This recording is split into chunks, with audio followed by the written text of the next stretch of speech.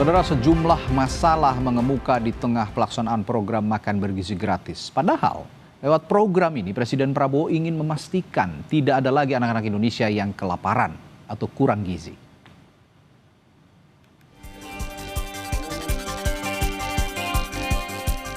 Program makan bergizi gratis andalan Presiden Prabowo Subianto sudah berjalan selama 4 bulan. Kepala Badan Gizi Nasional Dadan Hindayana mengklaim sudah terdapat 1.000 lebih satuan pelayanan gizi di 38 provinsi dan melayani minimal 3 juta penerima manfaat. Namun di tengah pelaksanaannya, masalah muncul soal pembayaran terhadap mitra dapur MBG, termasuk dugaan penggelapan dana. Presiden Prabowo memastikan persoalan ini akan diurus pemerintah. Penggelapan? Ya, dana MBG masih diurus sama Polres Jakarta Selatan. Nanti saya cek, ya, saya belum tahu. Sudah ditangani. Oh ya? Jadi ada tanggapan kita udah ada informasi yang oleh Presiden. Oh ya, belum. Belum terima. Belum. Pasti diurus. Setiap sen uang rakyat akan kita jaga. Ya. Guna mengatasi kisruh pendanaan, Kepala Badan Gizi Nasional Dadan Hindayana bilang pihaknya akan memberikan uang muka sehingga belanja untuk program makan bergizi gratis tidak menggunakan uang pribadi mitra. Di mana kami tidak lagi menerapkan sistem reimburse. Mulai pertengahan bulan ini kami sudah mengirimkan uang muka dan bahkan untuk satuan-satuan pelayanan pemenuhan gizi baru yang akan operasional baru boleh jalan kalau uang muka dari Badan Gizi sudah masuk ke dalam rekening bersama tersebut, sehingga uang yang digunakan untuk belanja dan lain-lain adalah uang Badan Gizi Nasional, bukan uang mitra. Namun kuasa hukum salah satu mitra dapur MBG mengaku kliennya masih beroperasi menggunakan dana pribadi dan belum menerima pembayaran dari yayasan. Kerugian yang diderita kliennya hampir menyentuh 1 miliar rupiah. Sampaikan sampai saat ini dapur SPPG Kalibata masih berjalan, namun berjalan dengan dana pribadi. Jadi dari Kamis kemarin sampai hari ini itu masih berjalan dengan dana pribadi. Kerugian yang kita tafsir dari perjanjian kita dengan yayasan per minggu kemarin itu sampai 975.375.000 rupiah. Nah, sampai saat ini pun itu belum dibayarkan sama sekali. Jadi pembayaran 2 tahap kita sudah lakukan, 65.000 porsi kita sudah masak itu belum dibayar. Dana bantuan dari BGN yang sudah diberikan juga itu belum diberikan kepada mitra dapur. Jadi sampai hari ini kita masih memasak menggunakan uang pribadi demi melanjutkan program Bapak Prabowo Subianto. Selain soal pembayaran mitra dapur, masalah lain yang juga jadi sorotan adalah soal higienitas menu makanan MBG. Seperti yang terjadi kemarin di Cianjur, Jawa Barat, puluhan siswa alami keracunan. Kepala BGN bilang kejadian ini sudah tertangani dan semata persoalan teknis. Dari 1079, 12 satuan pelayanan yang masaknya kurang proper sehingga menimbulkan masalah dalam hal kesehatan. Tapi alhamdulillah seperti di Cianjur kita prihatin ya, dari 51 yang keracunan, tapi kan dari 2.700 menu. Jadi alhamdulillah tidak 2.700, tapi hanya 51 dan alhamdulillah sudah tertangani juga. Itu hanya masalah teknis saja. Jadi secara umum ya sebetulnya alhamdulillah berjalan lancar.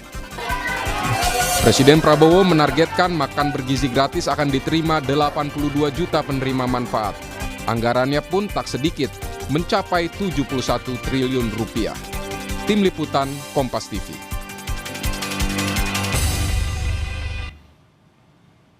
Sementara itu, program makan bergizi gratis mulai dilaksanakan di Kota Jayapura, Papua. Di hari kedua pelaksanaan program MBG, siswa mempertanyakan tidak adanya susu di paket menu, seperti di hari pertama kemarin. Pihak sekolah berharap pelaksanaan program MBG ini bisa berkelanjutan sesuai janji Presiden Prabowo. Lalu bagaimana pelaksanaan program makan bergizi gratis di Kota Jayapura di hari pertama atau di hari kedua ini? Kita tanyakan pada jurnalis Kompas TV Vindi Rahmeni di sana. Vindi, pelaksanaan MBG di sana dan menu yang paling digemari siswa apa saja hari ini? Ya, selamat malam Rani dan juga saudara. Terkait dengan proses pembagian makan bergizi gratis wilayah Jayapura hari ini dilakukan di satu sekolah, yakni SD Kristen Baik Sentani, di mana proses pembagian ini dilakukan sekitar pukul 9 waktu Indonesia Timur, diberikan kepada 327 anak di SD Kristen Baik ini. Antusiasme dari anak-anak sangat tinggi, di mana mereka sudah menanti atau menunggu sejak pagi, sejak masuk kelas. Mereka sudah menanyakan kepada ibu guru kapan atau jam berapa makan bergizi gratis ini akan datang ke sekolah. Dan ketika datang, mereka sangat antusias untuk menerima makan bergizi gratis di sekolah mereka. Oke, mengenai menu yang diberikan kepada para siswa, apakah ada keluhan atau para siswa menyukainya, menu yang disajikan hari ini, Vindi? Ya, memang tadi pagi dari pantauan kami di sekolah SD Kristen Baik ini ada beberapa siswa yang mempertanyakan menu yang disediakan hari ini cukup berbeda dengan hari pertama kemarin. Karena hari pertama kemarin disediakan nasi, kemudian ada ayam, susu dan buah. Tapi untuk hari kedua ini menu yang disediakan adalah nasi, buah, kemudian sayur, dan ikan, dan tanpa ada susu. Sehingga ini menjadi atau dipertanyakan oleh para siswa sebagai penerima dan juga guru di sekolah. Mereka mempertanyakan mengapa untuk hari ini tidak ada susu seperti itu. Mereka berharap bahwa setiap menu yang diberikan kepada anak-anak ini konsisten diberikan sesuai dengan kebutuhan para siswa ini. Baik, terima kasih laporan langsung Vindi Rakmeni langsung dari Kota Jayapura, Papua. Saudara, di tengah pelaksanaan program makan bergizi gratis muncul sejumlah masalah. Bagaimana langkah pemerintah mengatasi hal ini? Kita akan bahas bersama politisi Partai Gerindra Hendar Samarantoko dan anggota DPR Komisi 9 dari fraksi PDI Perjuangan, Edi Wuryanto. Selamat malam, Bapak-bapak. Selamat malam. Selamat malam, Mas. Ya, saya ke Pak Edi dulu. Pak Edi, MBG ini sudah berjalan 4 bulan lah kira-kira ya. Tapi soal pembayaran mitra dapur ini mengemuka, terutama saat kejadian atau kasus yang mengemuka di Kalibata, Jakarta Selatan. Sejauh ini Anda evaluasi terhadap hal ini, Pak Edi? Oh ya. Komisi 9 harus memastikan seluruh mitra BGN, yayasan itu harus diperhatikan dengan baik ya, terutama soal anggaran, karena ini kan yayasan anggaran yang dimiliki juga sangat terbatas. Dia harus menyediakan sarana dapur, peralatan dapur, alat makan, mobil, transportasi. Beban mereka tinggi. Sementara di fase-fase awal ini ya Anda ketahui dia harus menyediakan makanan beberapa hari, bahkan minggu, bahkan ada yang 2 minggu. Tentu ini menjadi beban yang berat bagi yayasan. Nah, ya saya memahami lah, karena anggaran ini kan baru digedok Komisi 9 itu Januari ya. Februari, Maret persiapan, dan kami sudah koordinasi dengan BGN awal April ini anggaran sudah mulai lancar. Maka yang disampaikan oleh Kepala BGN tadi benar. Yang kemarin itu modelnya reimburse gitu ya. Yayasan itu bebannya banyak, dia menyediakan duit untuk masak, kemudian menunggu reimburse, lalu Kepala BGN mengambil alternatif bahwa ini dibayar di muka dulu baru yayasan masak. Itu saya kira langkah yang baik itu. Tapi tadi di berita pengantar, Pak Edi, kita juga masih dengar pengacara dari mitra ini mengatakan bahwa belum ada pembayaran sampai saat ini. Ini juga yang jadi hambatan katanya untuk melaksanakan program MBG di hari-hari kemudian.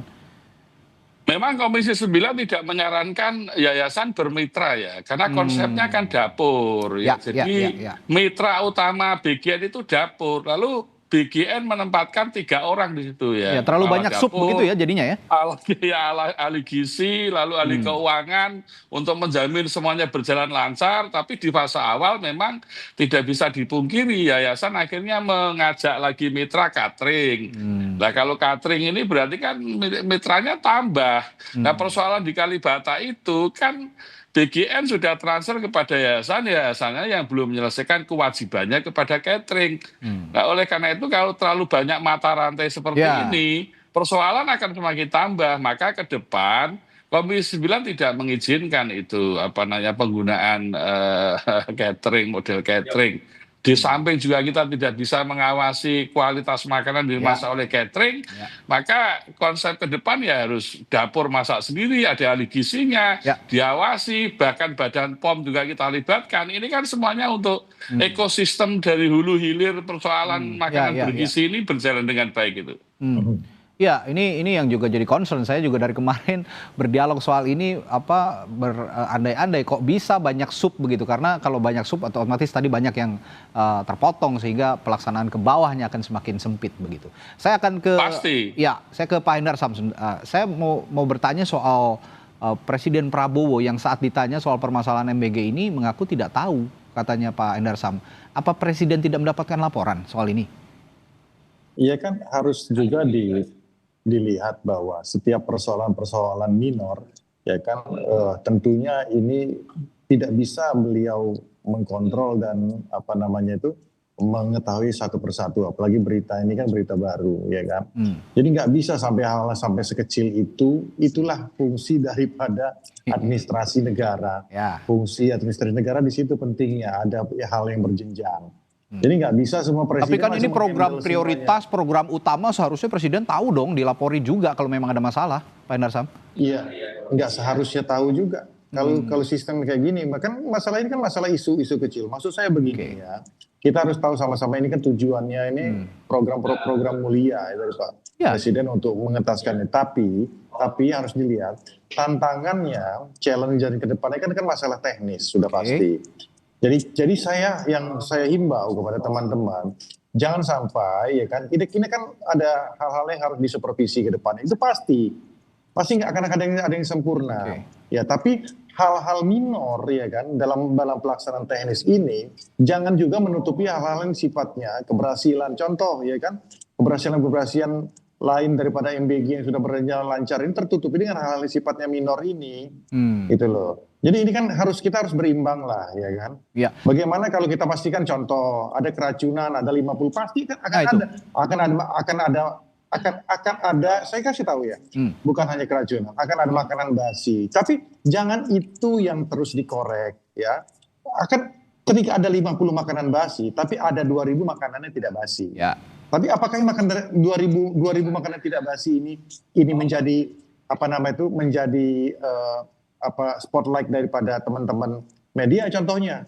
Kan gini nggak imbang kita melihatnya. Tapi apakah itu akan jadi bahan masukan? Pasti nggak akan jadi bahan masukan. Tugas Pak Edi dengan teman-teman yang lain kan untuk melakukan hal tersebut. Kami sebenarnya dari media juga memberitakan makanan-makanan bergizi yang terdistribusi dengan baik. Seperti contohnya yang tadi saya bacakan di Papua, misalnya di Jayapura, ini tidak ada komplain sama sekali, meskipun ada minor kurang susu katanya, tapi semua happy, semua bahagia. Tapi balik lagi ke poin tadi, kalau memang ada yang keracunan atau ada masalah-masalah dugaan penggelapan dana atau sebagainya, ini kan bagian dari pengawasan begitu, Pak Endar Sam. Harus diketahui program ini baru berjalan berapa bulan, ya kan? Bukan berapa tahun. Tentunya dalam masalah-masalah tataran teknis pasti ada trial dan error, itu sudah pasti ada. Itu merupakan tantangan. Tugas kita bersama ya kan untuk mensupervisi ini Pak Edi dan teman-teman di Senayan, ya kan bagaimana juga dengan Pak Dadan dan kawan-kawan untuk melakukan ini, sehingga oleh karena itu di satu titik dan di satu fase tertentu mendapatkan formulasi yang tepat. Jangan salah, negara-negara lain yang sudah menjalankan ini berpuluh-puluh tahun saja, itu masih banyak hal-hal yang perlu diperbaiki terus, ya kan? Apalagi kita baru berjalan berapa bulan, kan gitu. Ya kan? Jadi maksud saya kita harus melihatnya, jangan bad news is a good news ya, bahwa keracunan itu dijadikan seolah-olah good news sehingga nah itu saya tidak nyaman dengan hal-hal seperti itu. Walaupun juga itu pasti akan dijadikan bahan koreksi. Jangan evaluasi. Ya, saya sepakat. Iya, jangan. Ada bad news untuk bahan evaluasi itu kan bukan sesuatu yang salah juga. Saya sepakat dengan itu. Dan tapi tidak usah dibesar-besarkan, maksudnya begitu ya. Hanya ada program-program yang berhasil lainnya yang harus juga diakselerasi begitu. Betul.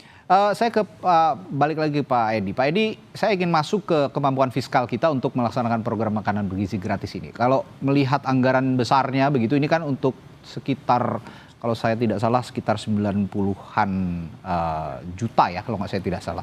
Ini 90 juta penerima. Tapi itu dipukul rata sepertinya begitu. Tidak ada prioritas-prioritas daerah tertentu dulu, misalnya daerah tertinggal, daerah terluar begitu. Ini yang diprioritaskan. Nah, untuk melihat kemampuan fiskal yang seperti sekarang ini dengan tidak adanya prioritas, apakah ini bisa berjalan dengan baik kira-kira?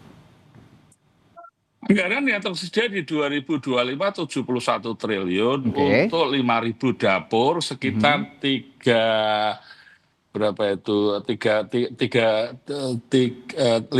dapur kali 3.015 juta lah ya. Oke, saya koreksi 19 juta penerimanya ternyata, mohon maaf.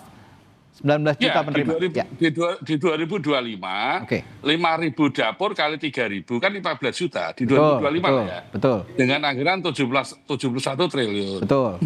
Nah, tentu sebagian besar 1.500 dibangun oleh BGN sendiri, yang 3.500 dimitrakan nih. Nah, kemampuan mitra kan bervariasi.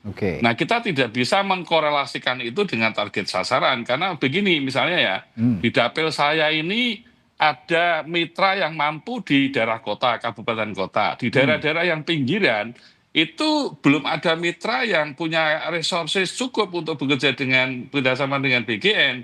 Akibatnya distribusi dapur ini tergantung pada kemampuan mitra masing-masing, ya kan? Nah, ini yang menjadi persoalan utama. Lalu kalau dikaitkan dengan target sasaran, outcome dari program BGN ini untuk mengatasi malnutrisi, memang kita belum bisa mengevaluasi secara cepat. Tapi saya sependapat tadi bahwa apapun masukan di lapangan kita butuhkan. Betul. Yang lebih penting adalah bagaimana BGN ini kan juga organisasi baru. Dengan pekerjaan yang demikian besar, kantornya masih, SDM-nya masih terbatas, dengan kecepatan yang ya saya kira wajar-wajar saja sih saya kalau menilai.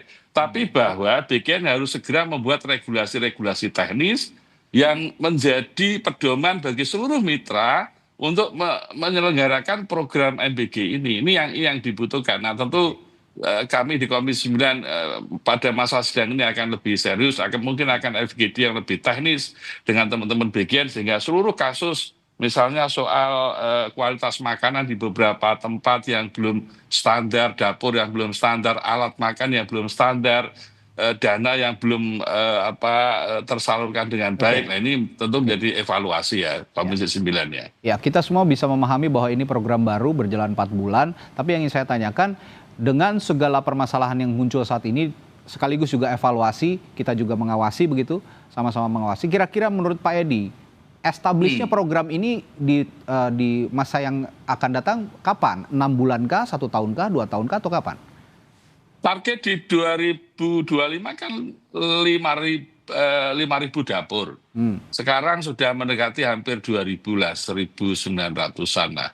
Jadi saya pikir saya masih optimis dan anggaran itu tersedia, don't worry. Sudah diketok di APBN. Jadi menurut saya tinggal sekarang ini karena mitranya yayasan, jadi kan kita sedang bagaimana jangan sampai yayasan itu tidak tertarik. Maka kami harus menjamin seluruh mitra yayasan yang bekerja sama dengan BGN itu nggak boleh rugi. Nggak boleh rugi dia harus dapat value juga dari kerjasama ini, sehingga konsep ini kan lebih ke arah pemberdayaan masyarakat. Betul, misinya juga kan salah satunya itu. Lalu menguntungkan masyarakat, bisa membangun ekosistem di daerah-daerah terpencil, bisa menggerakkan ekonomi, ini kan bagian penting dari proyek ini. Di samping tujuan utama untuk malnutrisi. Jadi hal-hal yang menjadi masalah misalnya di Kalibata itu saya khawatirkan para yayasan yang akan bekerja sama dengan mitra ini menjadi takut, menjadi mengundurkan diri. Lah kalau ini terjadi pasti akan mengganggu secara umum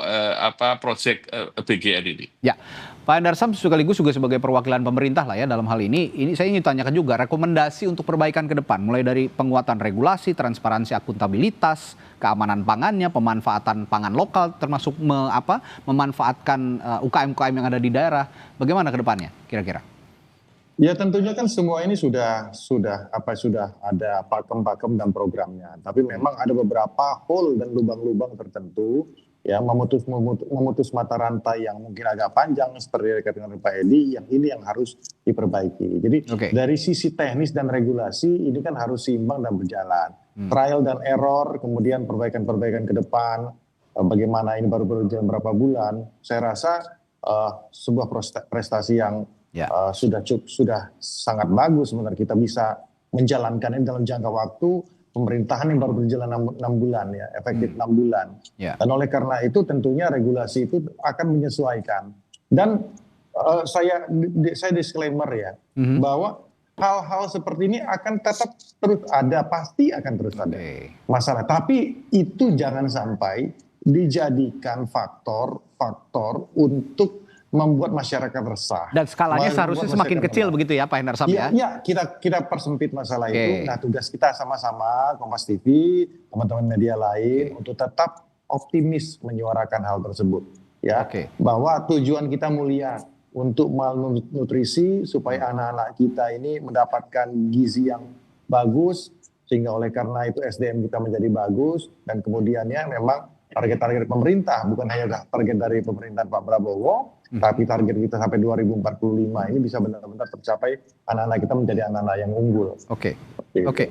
Ya, ini memang ya kalau Anda bilang tadi Pak Hendarsam akan ada masalah, ini tidak akan hilang sepenuhnya, tapi ya itu saya ingatkan juga supaya skalanya terus mengecil begitu, sehingga harus skalanya terus mengecil, sehingga evaluasi ini juga secara periodik tetap diperlukan.